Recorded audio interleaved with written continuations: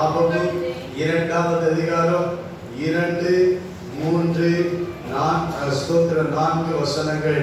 அப்பொழுது கர்த்தர் எனக்கு பிரதியுத்தரமாக, நீ தரிசனத்தை எழுதி அதை கடந்தொழுகிறவன் வாசிக்கும்படி பலகைகளிலே தீர்க்கமாக வரை. குறித்த காலத்துக்கு தரிசனம் இன்னும் வைக்கப்பட்டு இருக்கிறது.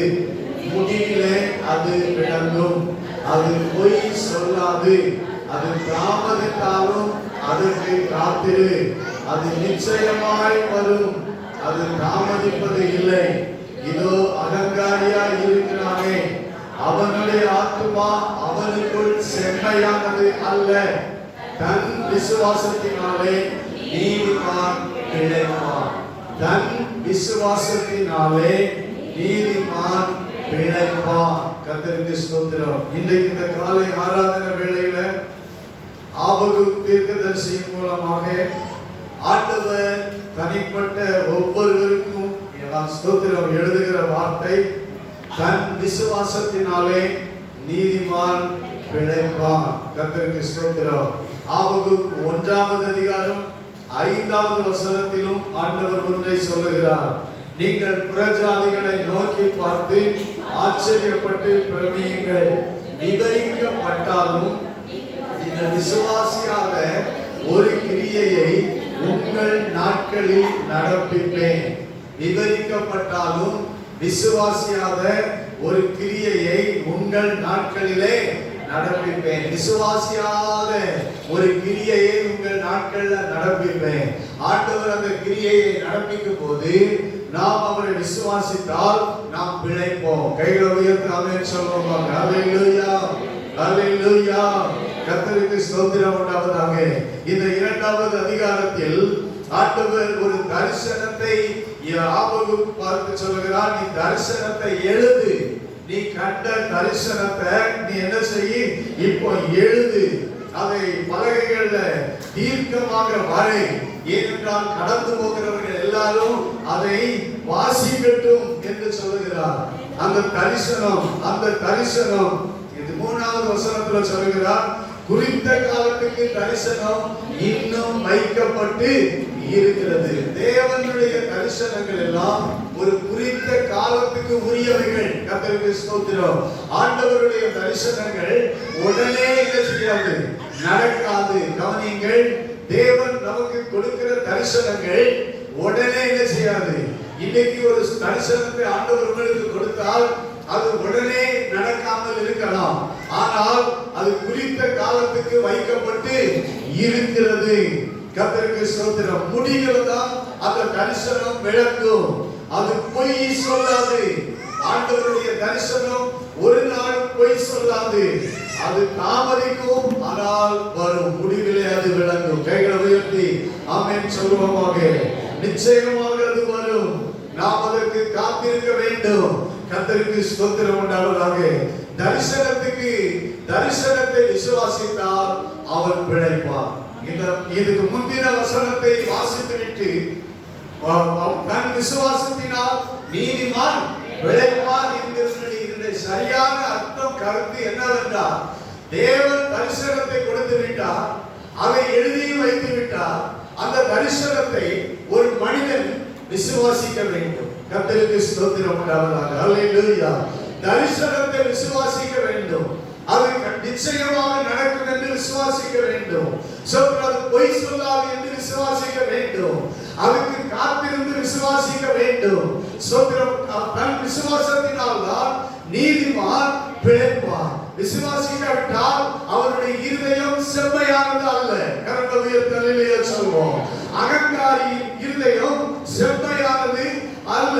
தன் விசுவாசத்தினால் நீதிமான் பிழைப்பான். கர்த்தருக்கு ஸ்தோத்திரம். நான் உங்களுக்கு சொல்லுகிறேன், தரிசனத்தை விசுவாசிக்கிறவனே பிழைப்பான். அல்லேலூயா. ஸ்தோத்திரம் உண்டாவதாக. தரிசனத்தை விசுவாசிக்க வேண்டும். கர்த்தருக்கு மகிமை உண்டாவதாக. ஆபிரகாமை குறித்து வேதம் சொல்லுகிறது. அப்போஸ்தலர் நடவடிக்கைகளின் புத்தகம் 7வது அதிகாரம் 2வது வசனத்திலே புதிய ஏற்பாட்டிலே வசனம் சொல்லுகிறது. அப்போஸ்தலர் 7:2. சகோதரரே கேளுங்கள்,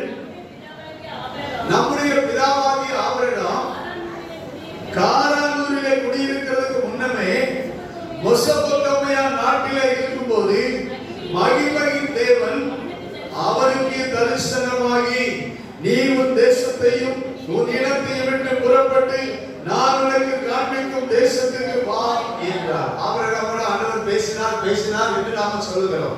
எப்படி பேசினாரு? தரிசனத்துல பேசினார். அல்லேலூயா. தரிசனமானார். ஆண்டவர் அவனுக்கு தரிசனம் கொடுத்தார். தரிசனமாகி சொன்னார், நீ உன் தேசத்தை உன் இனத்தை விட்டு புறப்பட்டு நான் உனக்கு காண்பிக்கிற ஒரு தேசத்தை தரிசனத்துல காண்பித்தார். சோதரா, இப்படிதான் நீ போகிற தேசம் இருக்கிறோம். சோதரா, இந்த தேசத்துக்கு நீ என்ன செய்யணும்? போகணும். நீ புறப்பட்டு வா என்று தரிசனமாகி பேசினார். தரிசனத்தில் காண்பித்தார். கர்த்தருக்கு ஸ்தோத்திரம் உண்டாவதாக. ஆனால் அது பழைய ஏற்பாட்டில் ஆதியாகமம் 12வது அதிகாரத்துல சொல்லப்படும் போது தரிசனம் என்று சொல்லப்படவில்லை. ஸ்தோத்திரம் உண்டாவதாக. அது எப்படி எழுதியிருக்குது? ஸ்தோத்திரம் உண்டாவதாக. 12வது அதிகாரத்துல 1வது வசனத்துல சொல்லி இருக்கிறது, கர்த்தர் ஆபிரகாமை நோக்கி. எப்படி ஆபிரகாமை நோக்கி சொல்லுவாரு?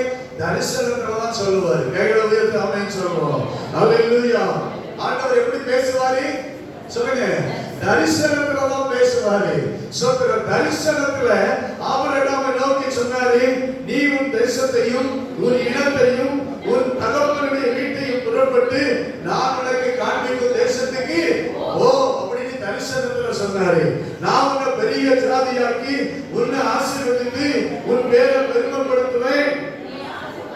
நீ ஆசீர்வாதமா இருப்பாய். அல்லேலூயா. உன்னை ஆசீர்வதிக்கிறவர்களை ஆசீர்வதிப்பேன், உன்னை சபிக்கிறவர்களை சபிப்பேன். பூமியில் உள்ள வம்சங்கள் எல்லாம் உனக்குள்ள ஆசீர்வதிக்கப்படும். இது எல்லாமே தரிசனத்துல ஆபிரகாமுக்கு ஆண்டவர் என்ன செய்தாரு? சொன்னாரு. தரிசனத்தை விசுவாசித்தான். ஆமென். தரிசனத்துல தேவன் சொன்ன வார்த்தையை விசுவாசித்தான். கைகளை உயர்த்தி சொல்லுவாங்க. தேவ தரிசனத்தை விசுவாசித்தான். தேவ ஒருவர் உண்டு. அவர்களுக்கு தரிசனமாகி இருக்கிறார். அவர்களுக்கு சொல்லுகிறார், அதை நான் விசுவாசிக்கிறேன் என்று ஆபிரகாம் விசுவாசித்தான். அவர் ஆதியாகமம் 15வது அதிகாரம் 1வது வசனத்தில் நாம் வாசிக்கிறோம், இந்த காரியங்கள் நடந்த பின்பு கர்த்தருடைய வார்த்தை ஆபிரகாமுக்கு எப்படி உண்டாச்சு? கர்த்தர் வார்த்தை எதுல வரும்? சொல்லுங்க. கர்த்தருடைய வார்த்தை எதுல வரும்? தரிசனத்துல உண்டாகும். சோத்திரம் உண்டாவதாக. தரிசனத்துல கர்த்தருடைய வார்த்தை என்ன செய்ய உண்டாகும். தரிசனத்துல ஆண்டவர் பேசுவார். தரிசனத்துல உண்டாகி ஆபிரகாமுக்கு நேரடியா ஒண்ணும் வரல. நல்லா புரிஞ்சுக்கோங்க. சோத்திரம். அப்படியே வந்து நின்று ஆபிரகாமுக்கு முன்ன வந்து நின்று ஆண்டவர் பேசல. தரிசனத்துல ஆண்டவர் அவனோடு கூட பேசி உண்டாகி தரிசனத்துல ஆபிரகாமுக்கு பேசினார். நீ பயப்படாதே, நான் உனக்கு கேடகமும் மகா பெரிய பலனுமா இருக்கிறேன். உடனே ஆண்டவருக்கு சொன்ன, ஆண்டவர் எனக்கு என்ன தெரிவி? தரிசனத்துல பேச்சு நடக்குது, உரையாடல் நடக்குது. ஆண்டவர் தரிசனத்துல உரையாடுகிறார். இவனும் தரிசனத்துல என்ன செய்கிறார்? ஆண்டவரோட பேசுகிறார். ஆண்டவர் எனக்கு என்ன தருவி? நான் பிள்ளை இல்லாம இருக்கிறேனே அப்படின்னு சொல்றான். உடனே ஆண்டவர் சொல்லுகிறார் 4வது வசனத்துல, தரிசனத்துல கர்த்தருடைய வார்த்தை உண்டாகுது. என்ன உண்டாகுது?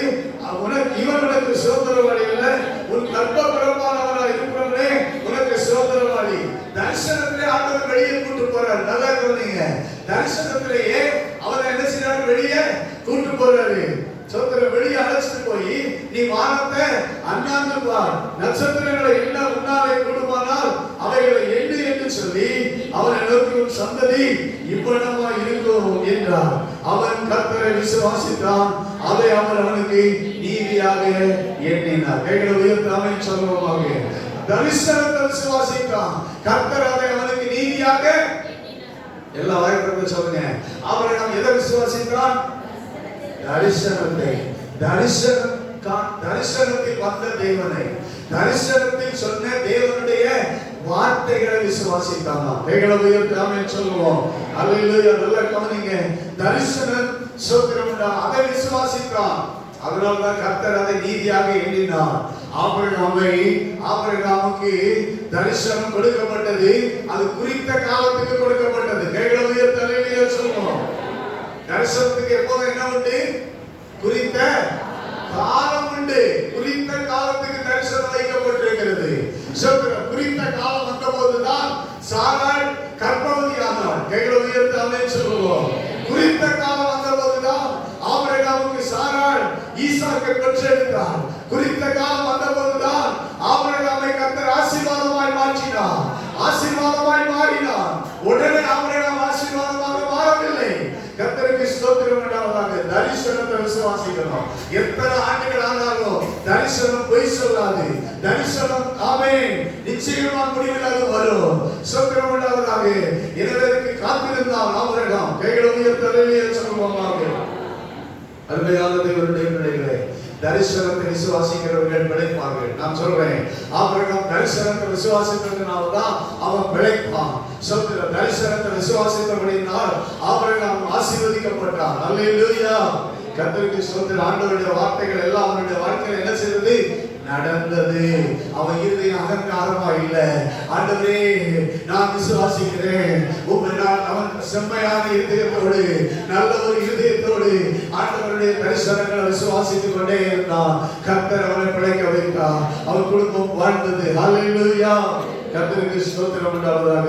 இன்னைக்கு ஆண்டவர் தரிசனத்தின் மூலமாக இடைப்படுகிறார். அனனியாவுக்கு தரிசனத்தை கொடுத்தார். அப்போஸ்தலர் நடவடிக்கைகளிலே கொர்நேலியுக்கு தரிசனத்தை கொடுத்தார். பேதுருவுக்கு தரிசனத்தை கொடுத்தார். பவுலுக்கு தரிசனத்தை கொடுத்தார். மோசேக்கு தரிசனத்தை கொடுத்தார்.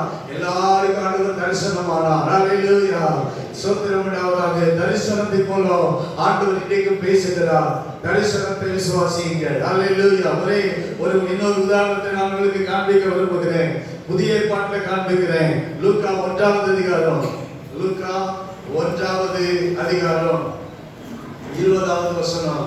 லூக்கா 1:20.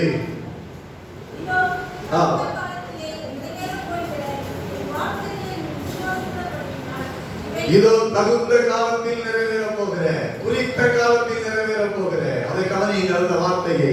லூக்கா 1:20. இதோ தகுந்த காலத்தில், அப்படி என்றால் குறித்த காலத்தில் நிறைவேற போகிற என் வார்த்தைகளை நீ விசுவாசியாதபடியினால் இவைகள் சம்பவிக்கும் நாள் மட்டும் நீ பேசக்கூடாமல் ஊமையாய் இருப்பாய் என்றார். கர்த்தருக்கு ஸ்தோத்திரம். தகுந்த காலத்தில் நிறைவேற போற வார்த்தையை என்ன செய்யணும்? விசுவாசிக்கணும். ஆபிரகாம் விசுவாசித்தான். தரிசனத்தின் ஆண்டவருடைய வார்த்தையை விசுவாசித்தான். ஆனால் இங்கே லூக்கா 1வது அதிகாரத்துல ஒரு மனுஷனை பார்க்கிறோம். சகரியா என்கிற ஒரு ஆசாரியன்.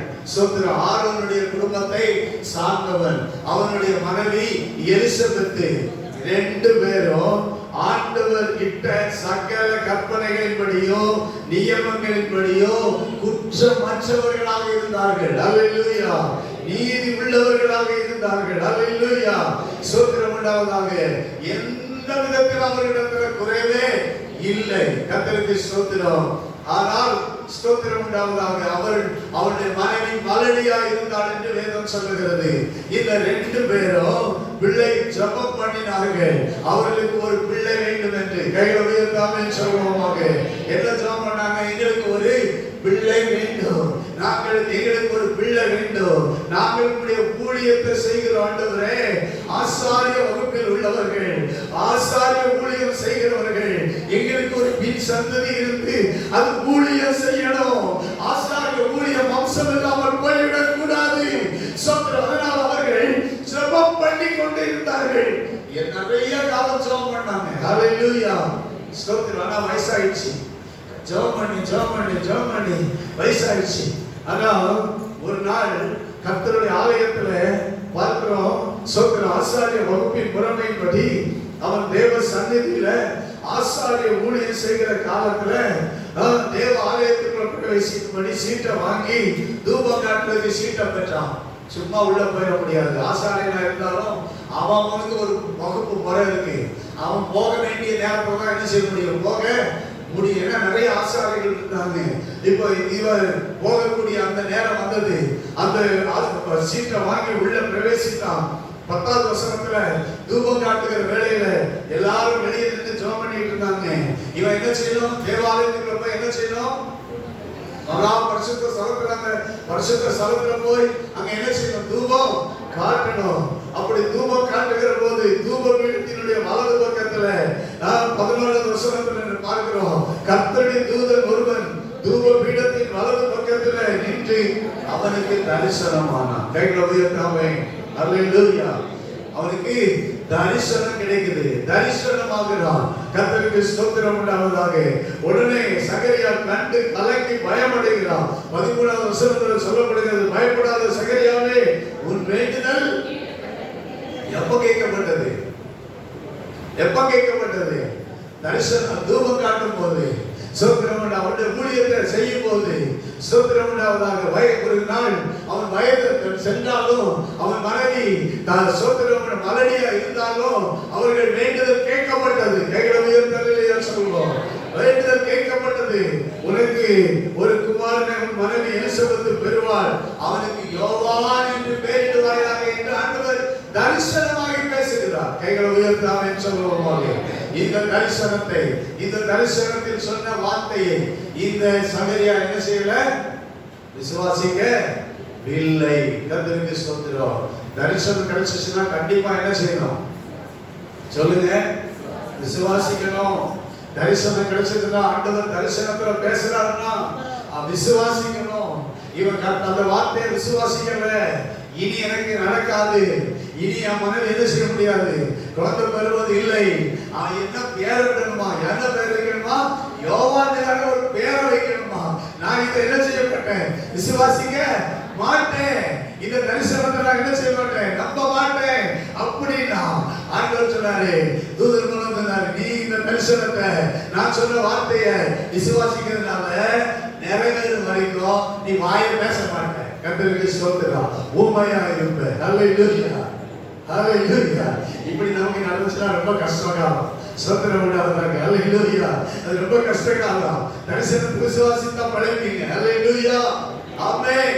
ஸ்தோத்திரம் உண்டாவதாக. அவன் அப்புறம் தான் பார்த்தா பேச முடியல. ஆனா வீட்டுக்கு போனான். அவன் மனைவி கர்ப்பவதி ஆனாள். ஒரு வருஷம் வரைக்கும் பிள்ளை பெற்றெடுக்க வரைக்கும் வாய் பேச ஊமையா இருந்தான். பிள்ளைக்கு பேர் வைக்க போகும்போது எலிசபெத்து சொன்னாங்க, யோவான் அப்படின்னு பேர் வைக்கணும். உற்சாக உறவினர்கள் சொன்னாங்க, உன் குடும்பத்தில் இந்த பேர் இருந்தாலும் வைக்கணும், மற்றபடி இந்த பேர் என்ன செய்யக்கூடாது, வைக்க கூடாது அப்படின்னாங்க. உடனே இந்த சகரியாவிடத்துல அப்பாவிடத்துல கேட்பான்னு சொல்லி ஒரு எழுதுற சீட்டை கொடுத்து, பேரை எழுதியா, என்ன பேரையா வைக்கணும் பிள்ளைக்கு சொல்றோம் அப்படின்னு கேட்டாங்க. இந்த சகரியா எழுதினாரு யோவான். அல்லேலூயா. விசுவாசித்தானா? யோவான் அப்படின்னு எழுதினா. உடனே அவன் வாயின் நாவின் கட்டுகள் என்ன செய்யப்பட்டது? அவிழ்க்கப்பட்டது. அவன் பேசினான், அவன் கர்த்தரை துதித்தான், தீர்க்க தரிசனம் சொன்னான். கைகளை உயர்த்தி அல்லேலூயா சொல்லுவாங்க. அல்லேலூயா. தரிசனத்தை விசுவாசித்தால் நீ பிழைப்பாய். அல்லேலூயா. ஸ்தோத்திரம். தரிசனத்துக்கு காத்திரு, தரிசனத்துக்கு காத்திரு. அது முடிவில் விளங்கும். ஒரு வருஷம் 10 மாசம் காத்திரு. கைகளை உயர்த்தி அல்லேலூயா சொல்லுவாங்க. அல்லேலூயா. 25 ஆண்டுகள் காத்திரு. எத்தனை வருஷம் காத்திருக்கணுமோ தரிசனத்துக்கு என்ன செய்யணும்? குறித்த காலம் காத்திரு. குறித்த காலத்திற்கு தரிசனம் வைக்கப்பட்டிருக்கிறது, அது நிறைவேறும். இது சுருக்கமான இரண்டாவது ஒரு குறிப்பை சொல்லுகிறேன். கர்த்தருக்கு ஸ்தோத்திரம். முதல் குறிப்பு, தரிசனத்தை விசுவாசித்தால் நீதிமான் பிழைப்பான். அல்லேலூயா. தரிசனத்தை விசுவாசித்தால் நீதிமான் பிழைப்பான். ஆண்டவர் உங்களுக்கு என்ன தரிசனம் தந்தாரோ அந்த தரிசனத்தை விசுவாசிங்க. இரண்டாவதாக ஸ்தோத்திரம் உண்டாவதாக. அப்போஸ்தலர் நடவடிக்கைகளின் புத்தகம் 26வது அதிகாரம் 19வது வசனம். அகிரிப்பா ராஜாவே, அந்த பரம தரிசனத்துக்கு நாம் கீழ்ப்படியாதவனா இருக்கவில்லை. தரிசனத்துக்கு என்ன செய்யணும்? நான் கீழ்ப்படுகிறேன். தரிசனத்துக்கு நான் என்ன செய்றேன்? கீழ்ப்படிந்தேன். இப்போ 27வது வசனத்தை வாசிங்க. அகிரிப்பா ராஜாவே, தீர்க்கதரிசிகளை விசுவாசிக்கிறீரா? விசுவாசிக்கிறீர் என்று அறிவேன். அல்லேலூயா. ஸ்தோத்திரம். இப்போ சொல்றாரு, ஸ்தோத்திரம், நான் அந்த பரம தரிசனத்தை விசுவாசித்தேன், அதனால நான் பிழைத்திருக்கிறேன். ஸ்தோத்திரம் உண்டாவதாக. ஆண்டவர் அந்த தரிசனத்தை எனக்கு தந்தார், அதனால நான் இந்த ஊழியத்தை என்ன செய்கிறேன்? செய்து கொண்டு வருகிறேன். நான் சொன்ன இந்த வார்த்தைகள் எல்லாம் நீங்க விசுவாசிக்கிறீங்க. ஸ்தோத்திரம். தீர்க்கதரிசிகளை விசுவாசிக்கிறீரா? விசுவாசிக்கிறீர் என்று அறிவேன். இரண்டாவது நான் உங்களுக்கு சொல்றேன், தீர்க்கதரிசிகளை விசுவாசியுங்கள். கைகளை உயர்த்தி ஆமென் சொல்லுவோமா? அல்லேலூயா, அல்லேலூயா. தீர்க்கதரிசிகளை விசுவாசியுங்கள் அப்பொழுது பிழைப்பீர்கள். தன் ஸ்தோத்திரம் என்ற நீதிமான் பிழைப்பான். கர்த்தருக்கு ஸ்தோத்திரம் உண்டாவது. ஏன் அந்த வார்த்தை இப்படி சொல்றாரு? இன்னும் சொல்றேன் கவனிங்க. தீர்க்கதரிசிகள் சொன்னா நிறைய பேர் பொய் தீர்க்க தரிசனம் என்ன செய்யறாங்க? இன்னைக்கு இந்த காலம், அந்த காலத்திலயும் சொன்னாங்க, இந்த காலத்திலையும் சொல்றாங்க. அதனால எல்லா தீர்க்கதரிசியும் இல்ல. ஸ்தோத்திரம் உண்டாவதாக. உண்மையில ஸ்தோத்திரம் தீர்க்கதரிசிகளை விசுவாசிக்கிறீர் என்று அறிவேன் அப்படின்னு சொன்னா எதை பற்றி சொல்றாருன்னா, தீர்க்கதரிசிகள் எல்லாருமே ஒரு தரிசனத்தை சொன்னாங்க, ஒரு தீர்க்க தரிசனத்தை சொன்னாங்க. அது யாரை பற்றினா இயேசு கிறிஸ்துவை பற்றி. ஹல்லேலூயா ஸ்தோத்திரம். இயேசு கிறிஸ்துவை குறித்து தான் மோசே சொன்னார், தீர்க்கதரிசனம். என்ன போல ஒரு தீர்க்கதரிசி என்ன செய்வாரு? எழும்ப உங்கள் சகோதரர் மத்தியிலிருந்து எழும்ப பண்ணுவார். ஹல்லேலூயா ஸ்தோத்திரம். தீர்க்கதரிசிகள் அத்தனை பேருமே யாரை குறித்து தீர்க்கதரிசனம் சொன்னாங்க? இயேசு கிறிஸ்துவை குறித்து தீர்க்கதரிசனம் சொன்னாங்க. அப்ப தீர்க்கதரிசிகளை விசுவாசித்தால் அவர் எதை கொண்டு வர்றாங்க? இங்க நீ தீர்க்கதரிசிகளை விசுவாசித்தால் யாரை விசுவாசிப்பீர்? இயேசுவை விசுவாசிப்பீர். ஹல்லேலூயா. இந்த பழைய ஏற்பாட்டில் இருக்கிற அத்தனை தீர்க்கதரிசிகளும் யாரை தீர்க்கதரிசனம் சொல்லியிருக்கிறாங்க? இயேசுவை பற்றி தான் தீர்க்கதரிசனம் சொல்லியிருக்கிறாங்க. எனவே தீர்க்கதரிசிகளை விசுவாசிக்கிறேன் என்று அறிவேன். என்ன போல முழுவதும் அவர் இந்த கட்டுகள் தவிர நீ எல்லாம் முழுவதும் கிறிஸ்தவனா மாறணும் அது வேண்டிக் கொள்கிறேன். எங்களை உயர்த்தி ஆமென் சொல்லுவோம். ஹல்லேலூயா என்று பவுல் இங்கே பேசுகிறார். இன்றைக்கு அருமையான தேவனுடைய பிள்ளைகளே, தீர்க்கதரிசிகளை விசுவாசிக்கிற தேவனுடைய பிள்ளைகளாக மாறணும். ஹல்லேலூயா. ஆண்டவர் தீர்க்கதரிசிகள் ஆண்டவருடைய வார்த்தைகளை தான் தீர்க்கமா எழுதியிருக்கிறாங்க. ஹல்லேலூயா. தீர்க்கதரிசிகள் தரிசனத்தை கண்டுதான் அதை எழுதி வச்சிருக்கிறாங்க. கைகளை உயர்த்தி ஆமென் சொல்லுவோம். ஹல்லேலூயா. எனவே இந்த வேதத்தின் தீர்க்க தரிசனங்களை நாம் விசுவாசிக்க வேண்டும். நான் மறுபடியும் சொல்லுகிறேன், இந்த பரிசுத்த வேதாகமத்தின் தீர்க்க தரிசனங்களை விசுவாசிக்க வேண்டும். ஹல்லேலூயா. தரிசனங்களை விசுவாசிக்க வேண்டும். இரண்டாவது எதை விசுவாசிக்க வேண்டும்? தீர்க்க தரிசனங்களை விசுவாசிக்க வேண்டும். ஹல்லேலூயா. தீர்க்க தரிசனங்களை விசுவாசித்தல். ஹல்லேலூயா. கர்த்தருக்கு ஸ்தோத்திரம். லூக்கா ஒரு உதாரணத்தை நான் உங்களுக்கு காண்பிக்க விரும்புகிறேன். இதற்கும் லூக்கா 24வது அதிகாரம் 13வது வசனத்திலிருந்து 35வது வசனம் வரைக்கும் ஒரு 2 பேரை பற்றி எழுதியிருக்கிறது. அதை வாசிக்க வேண்டாம். 13ல இருந்து 35 வரைக்கும். அதுல விசேஷமா 2 வசனத்தை மட்டும் நான் காண்பிக்கிறேன். 25ல இருந்து 27. லூக்கா 24 ஸ்தோத்திரம் 25ல இருந்து 27.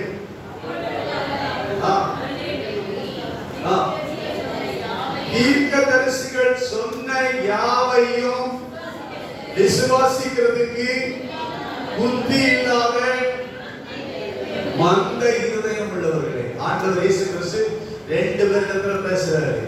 இப்போ அவர் தரிசனமா வர்றாரு. ஹல்லேலூயா. அவங்க கூடவே நடந்து வர்றாரு. அதுக்கு முந்தினெல்லாம் நீங்க பாத்தீங்கன்னா நல்ல ஒரு உரையாடலை பார்க்கிறோம். இவங்க எல்லாம் யாரோ, நீ யாரு?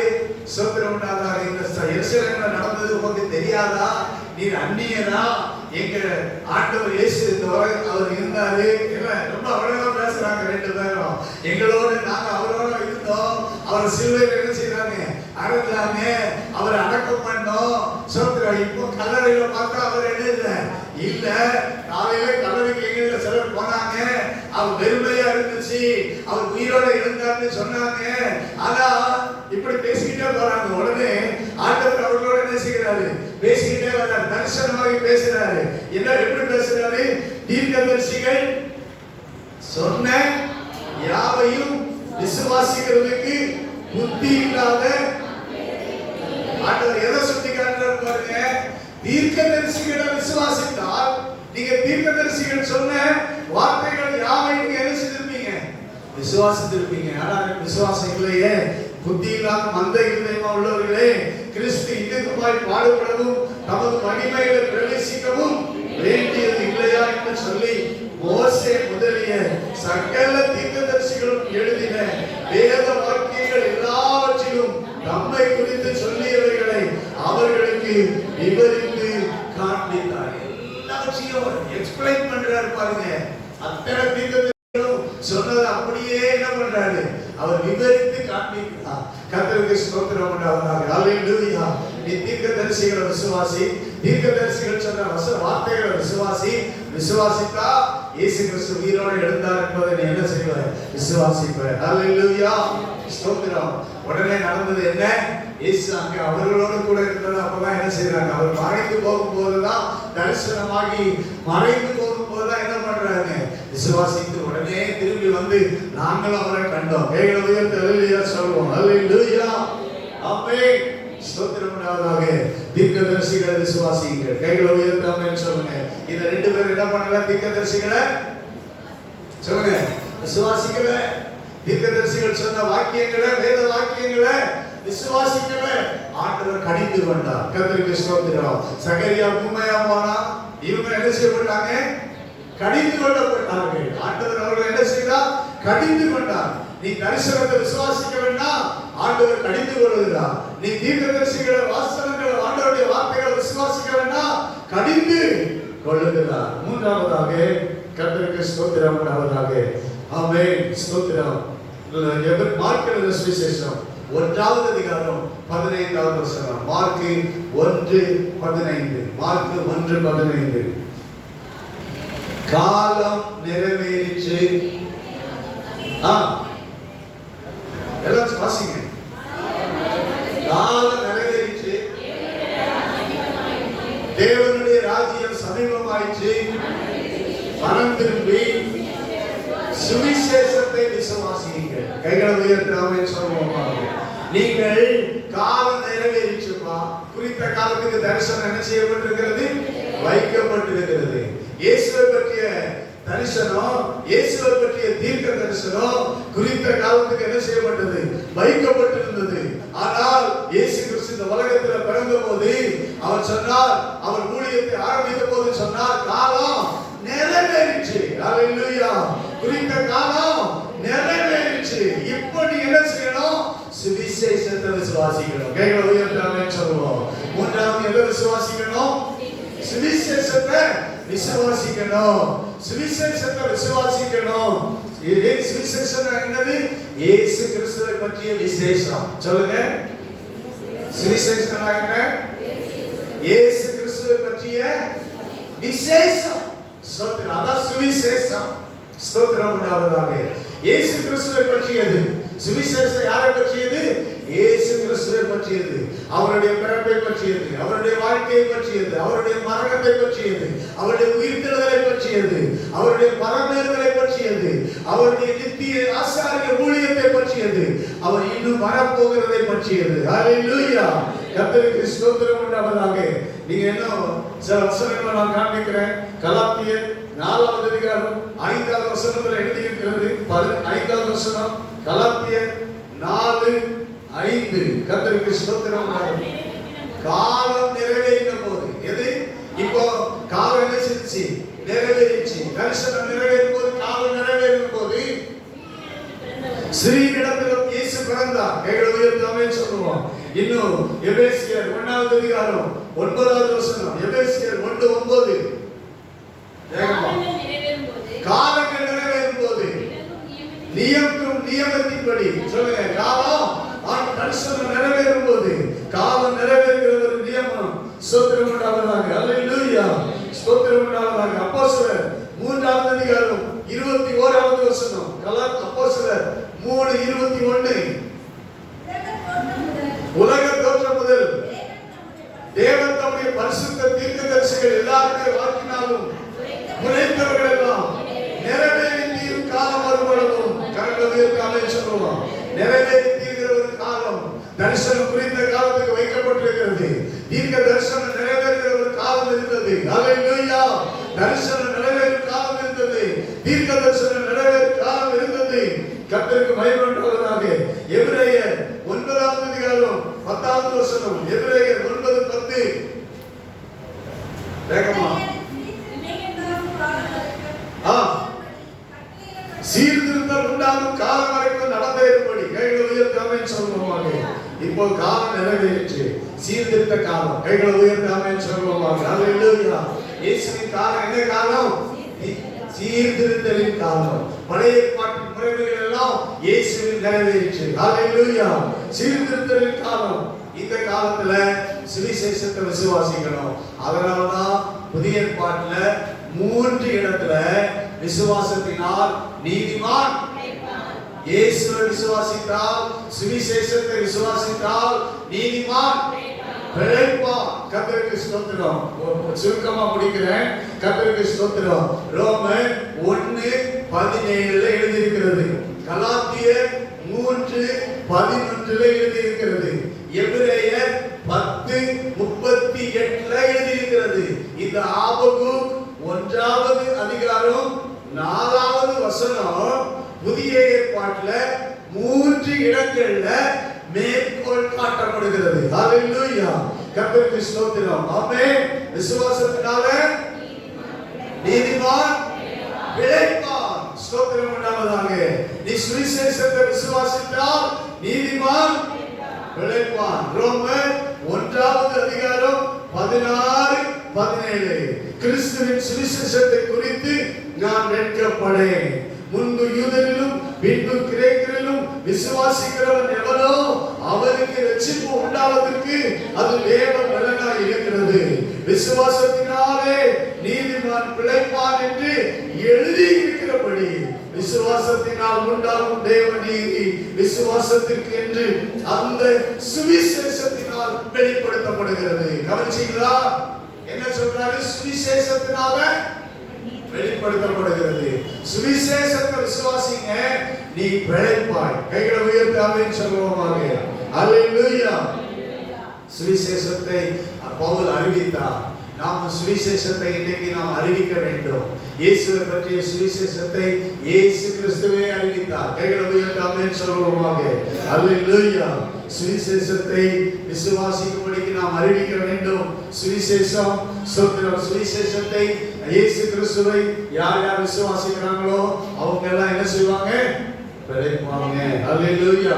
கலாத்தியர் 3வது அதிகாரத்தில் அதுதான் அப்போஸ்தலனாகிய பவுல் எழுதியிருக்கிறார். ஸ்தோத்திரம். இயேசுவை விசுவாசித்தால் நீதிமான் என்ன செய்வான்? பிழைப்பான். ஹalleluya. கர்த்தருக்கு ஸ்தோத்திரம் உண்டாவதாக. என விசுவாசித்தால் நீதிமான் பிழைப்பான். எபிரேயர் 10:38 நீ தொடர்ந்து விசுவாசிக்கணும். உன் ஆத்துமா பின்வாங்கினால் தேவன் முன்னால எப்படி இருக்க மாட்டாரு? பிரியமா இருக்க மாட்டார். நீ விசுவாசித்து சுவிசேஷத்தை விசுவாசி, பின்வாங்காத. கைகளை உயர்த்தி ஆமென் சொல்லுவோமாக. ஹalleluya. விசுவாசத்தினால் நீதிமான் பிழைப்பான். பின்வாங்காம கடைசி வரைக்கும் ஆண்டவர் இயேசு கிறிஸ்துவின் சுவிசேஷத்தை சபை விசுவாசிக்கட்டும். ஒவ்வொருவரும் விசுவாசிங்க. அப்பொழுது நீ தன் விசுவாசத்தினால் நீதிமான் பிழைப்பான். உங்க விசுவாசம் உங்களை என்ன செய்யும்? பிழைக்க வைக்கும், உங்களை வாழ வைக்கும், உங்களை ஆசீர்வாதமா மாற்றும். கிறிஸ்துவுக்குள்ள நீங்கள் பிழைத்திருப்பீர்கள், கிறிஸ்துவுக்குள் நீங்கள் வாழ்ந்திருப்பீர்கள். கர்த்தருக்கு ஸ்தோத்திரம் உண்டாவதாக. ஆண்டவர் உங்கள் வாழ்க்கையை ஆசீர்வதிப்பாராக. தரிசனத்தை விசுவாசியுங்கள், தீர்க்கதரிசிகளை விசுவாசியுங்கள், சுவிசேஷத்தை விசுவாசியுங்கள். கர்த்தர் உங்களை ஆசீர்வதிப்பாராக.